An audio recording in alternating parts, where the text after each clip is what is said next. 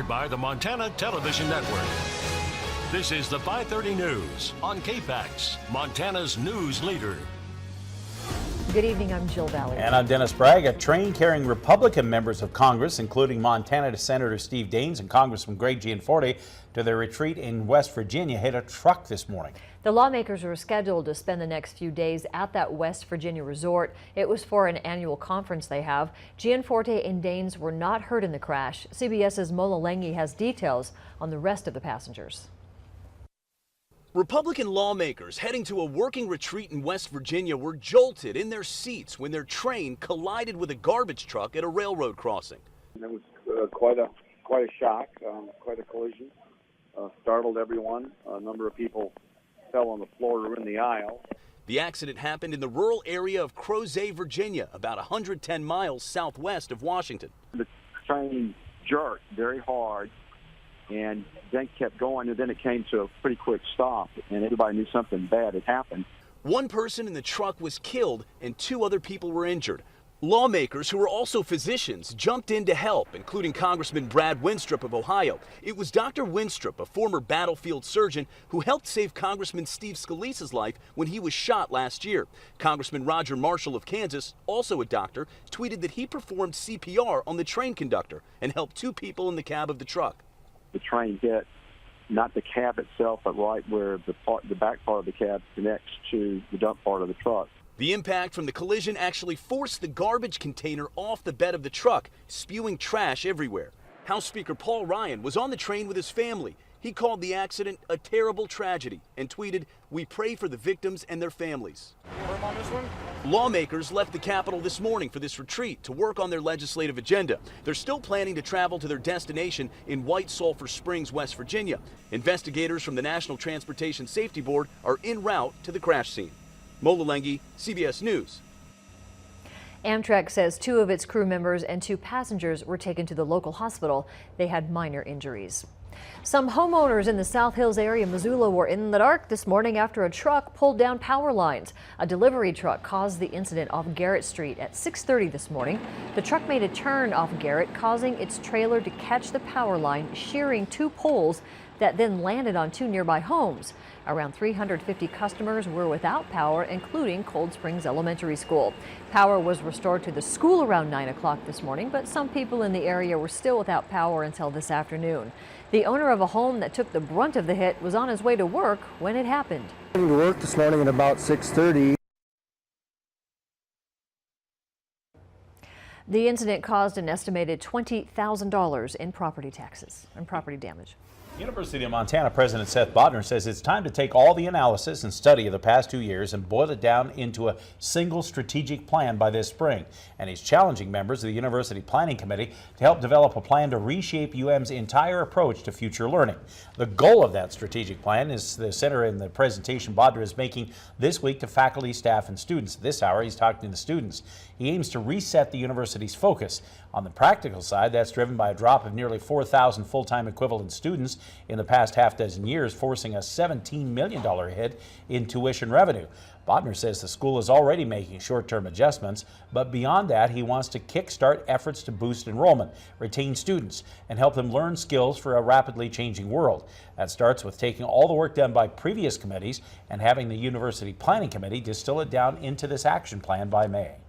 Great organizations are continuous learning organizations that make a plan, they align a budget that supports that plan, they implement it, and they assess it. And I think what's really important for the University of Montana is that we institutionalize a continuous assessment and learning process so that we adapt, that we learn, and we change over time to best meet the needs of our students, the state of Montana, and the nation. Bodner is also challenging university faculty and staff to look at ways of simplifying and streamlining what they do every day in response to the cuts that have already been made, including loss of 84 people to voluntary buyouts this winter. Well, we saw more winter weather today, and it doesn't look to be going away anytime soon. For more on what you can expect for the rest of the week, let's toss it over to meteorologist Russ Thomas in the first forecast. Russ? Yeah, I do think we get one quick break, and it's going to be quick, and then we go back into kind of the messy weather scenario once again. And that day is actually going to be tomorrow. We do get a little bit of a break. We're looking at our satellite and radar here. What we're seeing is a good deal of cloud cover, and that's been the case throughout the day. With that in mind, we haven't seen a whole lot of shower activity, a little bit here and there, but certainly nothing that's really caused any impression out there in terms of what we've seen. As far as our temperatures go right now, we're seeing 26 in both Sealy and Phillipsburg, 33 in Kalispell, mid-30s for Thompson Falls and St. Regis. And again, we get the one day, then after that, we're back to messy conditions again. We'll have more on that coming up.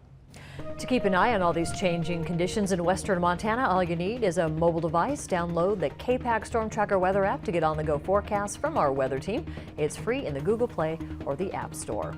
3 recent investigations at 3 different Montana schools have revealed suspected inappropriate teacher-student relationships. On Monday, the Ronan School District said a 6th grade English teacher at the middle school, who also worked as an assistant boys basketball coach at the high school, resigned before an investigation could be complete.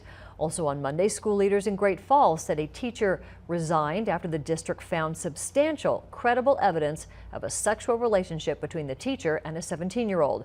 The Cascade County Attorney's Office identified the teacher as Levi Johnson. And on January 15th, the Helena police filed a complaint accusing former Capitol High School teacher Renee Carter of repeated sexual contact with a minor male who was not legally able to give consent. They believe this happened between February and June of 2015. Helena Public School Superintendent Jack Copps told MTN the male was a student and that Carter resigned her position in July of 2015. Now, the most serious allegations in cases like this of teachers will be sent to the State Board of Public Education to investigate.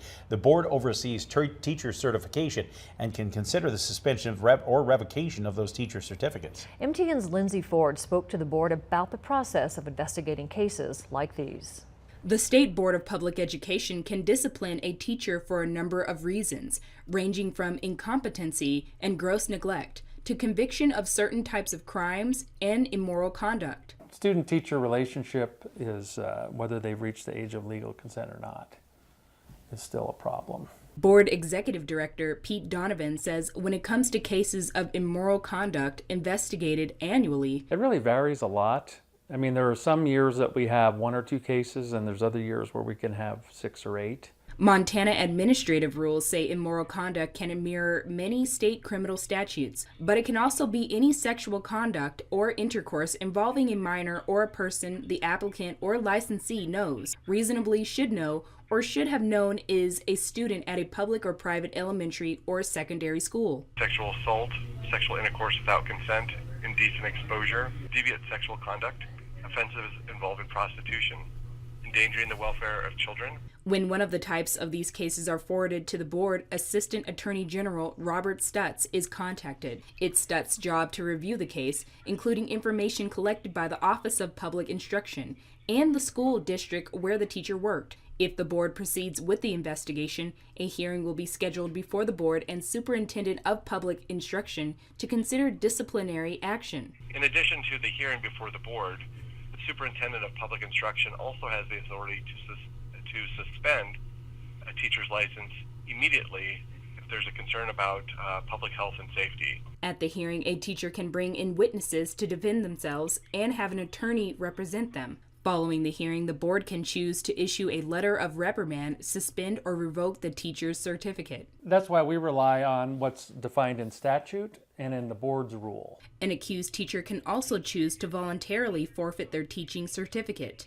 If the board chooses to discipline a teacher or the teacher forfeits their license voluntarily, that information is submitted to a national database other districts can access, should the teacher apply at another district. It's very unfortunate when these things do happen, but I think it's important to remember that it's such a tiny percentage of educators that get involved in these kind of problems. But when it does happen, it really has a profound impact on so many people. Lindsay Ford, MTN News, Helena. Other news from the state emergency managers say they're now going to appeal that federal government decision to deny millions of dollars in additional help for our historic wildfire season. Leaders initially said they wouldn't ask FEMA to reconsider its ruling that the fire season didn't meet the requirements of a major disaster. But they've decided to narrow the request, focusing instead on 20 days in September when weather conditions were the most severe and when many new fires were starting. They'll also ask for just under $15 million instead of the $44 million they originally requested. Leaders with Montana Disaster and Emergency Services say the changes bring the state's request closer in line to the weather-related disasters FEMA normally handles. They expect it could be at least a month before they hear back. If they receive the money, it would be used to replenish Montana's fire fund.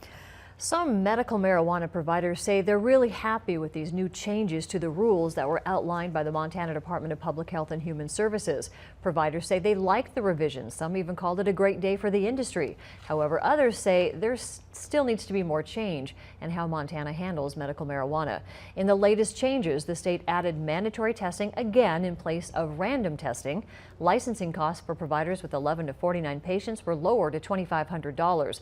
Those with under 11 patients have to pay $1,000, but if you have more than 49, the fee to do this is $5,000. The state health department also outlined new rules for labeling marijuana items, and patients can be minors and now have their own provider, but their parent or guardian has to make purchases by proxy. Coming up next, for one Montana ski family, the Special Olympics is a celebration of friends. We'll be right back.